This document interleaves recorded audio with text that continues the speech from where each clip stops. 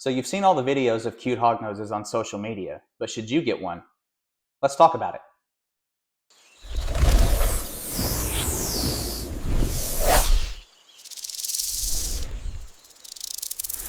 Hi, I'm Andrew with Kentucky River Reptiles, and this is Aurora.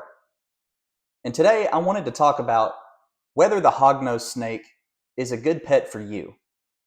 Surely you've seen online that these little guys can be extremely cute, and in my opinion, they do make good pets.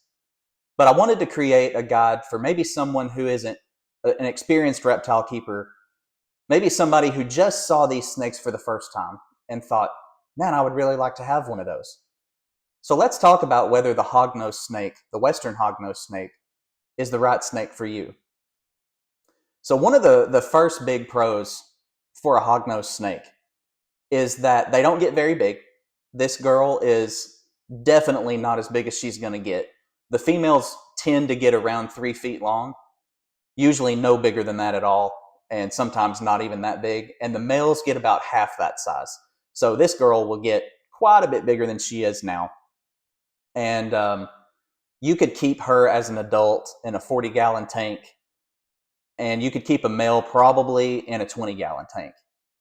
The substrate that you want to put in that tank is going to be easy. Now, these are a burrowing species of snake. They like to dig. They like to make tunnels. So aspen shavings is what we use. They're cheap. They're easy to come by. They hold their shape very well, and they allow the hognoses to make tunnels, and those tunnels will stay there. One thing that I will say about aspen shavings is when these guys poop in the enclosure, it's kind of runny. They're colubrid snakes, so their poop is kind of runny, and it can be hard to find if you have large aspen shavings about this big or so. So we're actually contemplating moving to a smaller kind of substrate for these guys just for that reason. But it's still not hard to find it. It just maybe takes a little bit longer. You should spot clean every couple of days, every day if you wanted to. They don't poop every day, but you could check every day because you sometimes, of course, you don't know when that's going to happen. With these guys, they make good pets in the sense that they don't require a lot of humidity. So humidity is not really going to be a huge concern. You definitely don't have to worry about a misting system. Just a water bowl, definitely a water bowl, and that's for any animal, is going to suffice. And you don't have to make sure that the substrate is wet at all. They don't need that. So a small water bowl works just fine for these guys. The substrate is cheap. There are lots of options. And as far as heating is concerned, they're not difficult to supply heating for at all. You could supply heating for these guys through a variety of methods. You could use an overhead lamp. You could use an underbelly heat like a heat mat. You could use heat tape. Anything would work. And these guys, one of the other pros about these guys is that they would be suitable if space is a limiting factor for you. So if you live in a dorm room or in an apartment and you don't have a lot of space, that's okay. These guys don't need it.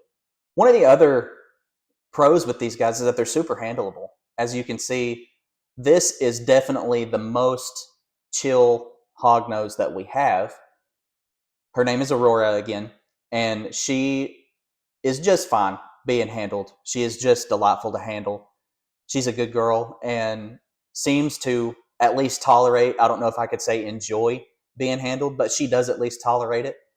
So that's really good. If you wanted a snake that you wanted to be able to handle, these would fit that bill mostly. Now, just so you know, the babies can be a little bit defensive. They can be a little hissy, but one of the other good things about hognoses is they don't bite in defense. That's just not one of their defense mechanisms.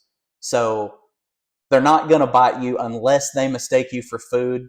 And believe me, their bite is nothing. It's not going to do any lasting damage.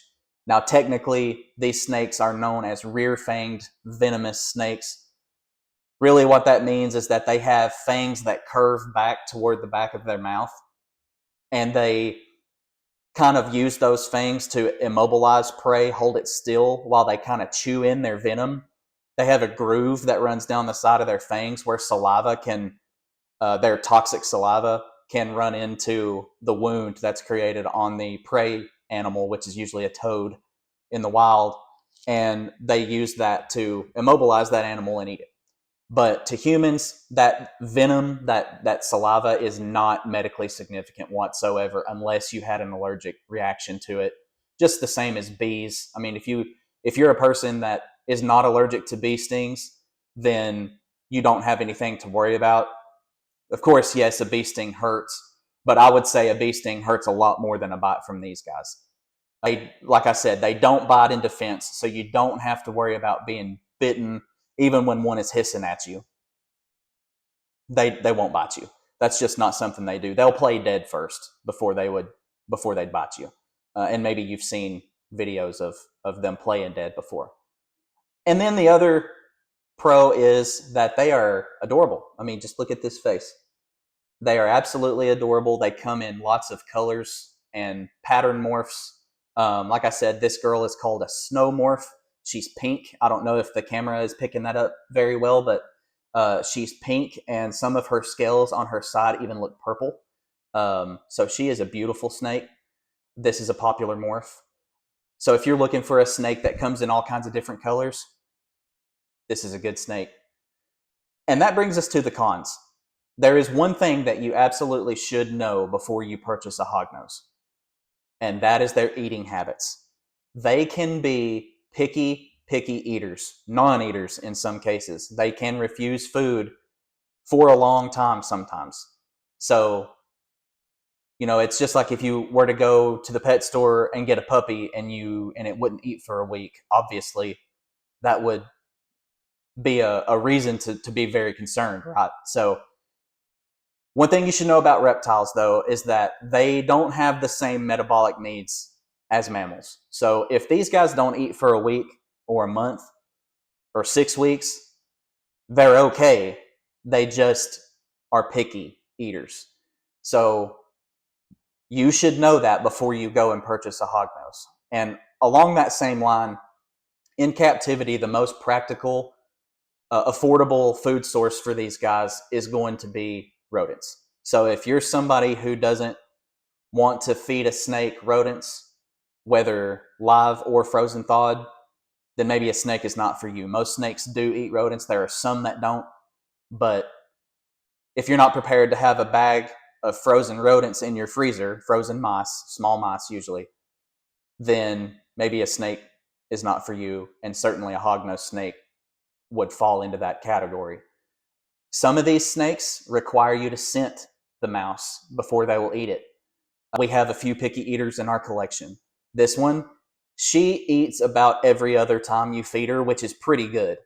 She does require us to scent the mouse with sardine water. So we'll buy a pack of cheap sardines in water from Walmart or something, and then soak the mouse in that sardine water and then feed it to her. And she eats very well usually that way. So there's an extra step there for some of these snakes. Some of these hognose snakes will not eat unscented. And also we feed our snakes frozen thawed. We don't kill mice to feed these guys. We order mice from a breeder, a rodent breeder, and you can do that online. You can get them at reptile expos. You can get them at pet stores sometimes. They're easy to come by. That's why I said mice are the most practical food source for really any captive snake, but especially hognoses. So there might be another step involved for feeding these guys, and that is scenting. There are other food options for hognoses and other snakes. There's a company called Reptilinks. That's Reptilinks. And they really do look like sausage links, but they put all kinds of different meat in them. Some of them are mice, some of them are toads, frogs, geckos, and those can be good food sources for a super picky eater. But the downside there is that those are going to run you a lot more money than a mouse would, than a bag of frozen feeders would. So the care of the animal is absolutely your number one priority, or should be. So if it requires a little bit of extra money to get these guys to eat, or any animal you have, then obviously that's worth it. But you have to know that going into it, which is why I'm telling you that sometimes food is just not easily taken by these guys.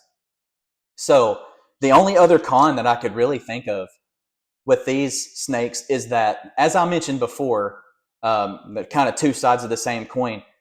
They can come in lots of patterns and morphs and colors.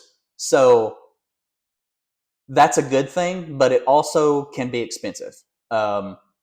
You can, and I checked the prices just before I made this video, and you can get a hognose if you don't really care about what it looks like.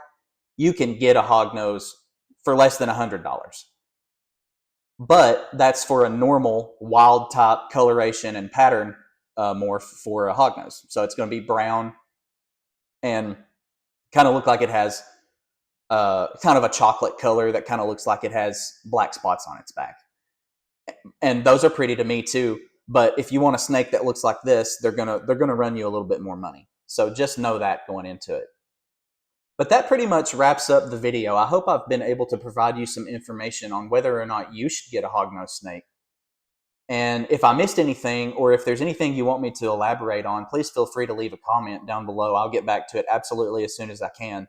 You can also find us on Facebook, search for Kentucky River Reptiles, and on Instagram, and we will be able to get back to you if you have any more questions. But for Aurora and me today at Kentucky River Reptiles, that's going to be the end of this video. Let us know if there are any other topics you want us to cover, and we'll be glad to do so. But I hope that you have a wonderful day, and Aurora says bye. We'll see you next time.